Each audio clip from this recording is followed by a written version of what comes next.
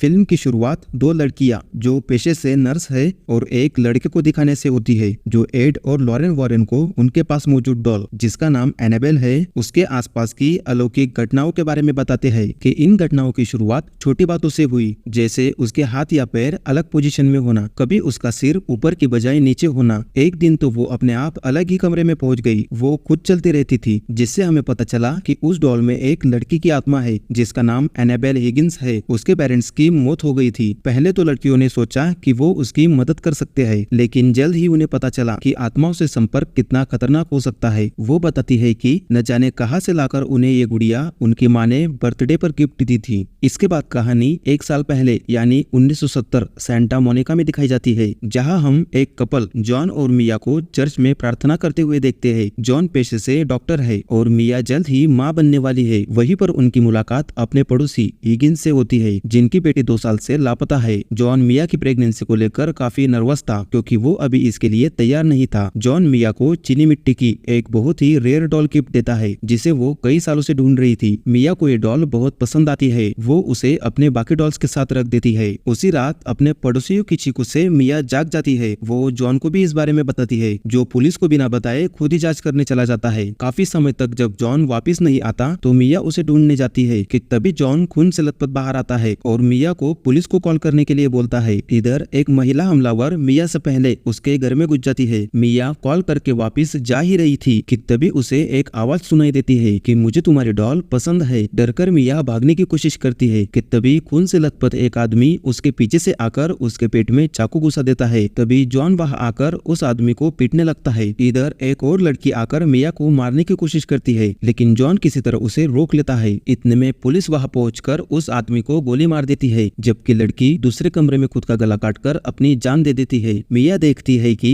उसने डॉल को अपने हाथों में पकड़ रखा था और खून से दीवार पर एक अजीब सा निशान बना रखा था। तभी लड़की के खून की एक बूंद डॉल के चेहरे पर गिरकर उसकी आंखों में समा जाती है। मिया जख्मी होने के कारण उसे तुरंत अस्पताल ले जाया जाता है। बाद में पता चला कि हमलावर लड़की एनाबेल हिगिंस है, जो एक शैतानी जादू टोना करने वाले ग्रुप की सदस्य थी। अनुष्ठान के तहत वो जान लेने के लिए एक आदमी के साथ अपने माता पिता के घर लौट आई थी। हालांकि हमले की वजह से मिया के बच्चे को कोई नुकसान नहीं पहुंचा था, लेकिन डॉक्टर्स मिया को डिलीवरी होने तक आराम करने की सलाह देते हैं। इस हादसे की वजह से मिया काफी डर गई थी, इसलिए वो जॉन को प्रॉमिस करने के लिए बोलती है कि अगर डिलीवरी करते टाइम कुछ गड़बड़ी हुई तो वो उसके बच्चे को बचाएगा। उसी रात जॉन और मिया अपने कमरे में सोए थे कि तभी बगल वाले कमरे से कुछ आवाजें सुनाई देती है। जॉन देखने के लिए जाता है तो सिलाई मशीन अपने आप ऑन हो गई थी। वो देखता है कि जिस कमरे को उसने हादसे के बाद से बंद कर रखा था उसका दरवाजा खुला हुआ था। वहीं पर डॉल भी पड़ी हुई थी। जॉन उसे वापस कमरे में रखकर कमरे को बंद कर देता है। अगले दिन मिया घर पर अकेली होती है, तब कमरे से कुछ आवाजें सुनाई देती है। वो देखने के लिए जाती है तो कमरे का दरवाजा वापस खुला हुआ था। वो इस बारे में ज्यादा न सोचकर कमरा वापस बंद कर देती है। जॉन के आते ही मिया उसे डॉल को फेंकने के लिए बोलती है, क्योंकि सुसाइड करते टाइम एनाबेल ने उसे अपने हाथों में पकड़ रखा था। जॉन उसे बाहर कचरे में फेंक देता है। बाद में जॉन मिया के लिए पॉपकॉर्न बनाने जाता है, लेकिन तब तक मिया को नींद आ जाती है, इसलिए जॉन गैस को वापस बंद कर देता है। अगले दिन जॉन को काम के सिलसिले में कुछ दिनों के लिए बाहर जाना पड़ता है। मिया अब घर पर अकेली थी। तभी रसोई में स्टोव अपने आप ऑन हो जाता है और जॉन ने रखे पॉपकॉर्न गर्म होकर उसमें आग लग जाती है। मिया देखने के लिए जाती है, लेकिन तब तक देर हो गई थी। आग पूरे रसोई में फैल जाती है। हड़बड़ाहट में मिया कुर्सी से टकराकर सीधा पेट के बल गिरती है कि तभी कोई अदृश्य ताकत उसे वापस कमरे की तरफ खींचती है। इतने में कुछ लोग आकर मिया को वहां से बाहर निकाल लेते हैं। जॉन को जैसे ही इस बारे में पता चलता है वो सीधा अस्पताल आता है। वहां वो देखता है कि मिया बिल्कुल ठीक थी और उसने एक स्वस्थ बच्चे को भी जन्म दिया था, जिसका नाम वो लिया रखते हैं। इतने हादसों के बाद मिया अपने पुराने घर में जाने से मना कर देती है। वो घर अब उसे श्रापित लगने लगा था, इसलिए वो नए घर में शिफ्ट होते हैं। मिया अपने पुराने सामान को निकाल ही रही थी कि उसे एक बॉक्स में वही डॉल मिलती है जिसे कुछ हफ्तों पहले जॉन ने कचरे में फेंक दिया था। हैरानी की बात तो ये थी कि इस बार मिया उसे फेंकने के बजाय अपने पास रख लेती है। बाद में मिया की मुलाकात पड़ोस में रहने वाले 2 बच्चों से होती है जो सीढ़ियों पर बैठकर ड्राइंग बना रहे थे। लड़की अपना परिचय देने की कोशिश करती है, लेकिन उसका भाई उसे कुछ भी बताने से मना कर देता है, क्योंकि उनके लिए मिया एक अजनबी थी। बाहर मिया की मुलाकात बुक स्टोर की मालिक एवेलिन से होती है, जो मिया को एक बुक देती है और उन दोनों में दोस्ती हो जाती है। घर लौटते समय मिया को सीढ़ियों पर बच्चों द्वारा बनाई ड्राइंग मिलती है, जिसमें मिया अपने बच्चे को घुमा रही थी। दूसरी ड्राइंग में एक ट्रक आकर लिया की गाड़ी को टक्कर मार देता है। अगली ड्राइंग में लिया मरी हुई दिखाई देती है। मिया इस बारे में जॉन को बताती है। रात में जॉन काम पर चला जाता है। इधर मिया म्यूजिक प्लेयर बंद करके सोने के लिए जाती है कि तभी म्यूजिक प्लेयर न जाने कैसे अपने आप वापस चालू हो जाता है। मिया उसे बंद करने के लिए वापस लौटती है तो उसे पर्दे के पीछे से किसी की आवाज सुनाई देती है जो बार बार मुझे तुम्हारी आत्मा चाहिए बोल रही थी। मिया देखने के लिए जाती है कि तभी एक जोरदार हवा का झोंका उसे दूर फेंक देता है और वहाँ से एक छोटी बच्ची की आत्मा भागती हुई दिखाई देती है। मिया उसका पीछा करती है तो वो सामने वाले कमरे में खड़ी थी। बच्ची सीधा उसकी ओर दौड़ने लगती है। देखते ही देखते छोटी बच्ची एनाबेल में बदलकर मिया पर हमला कर देती है और वापिस गायब हो जाती है।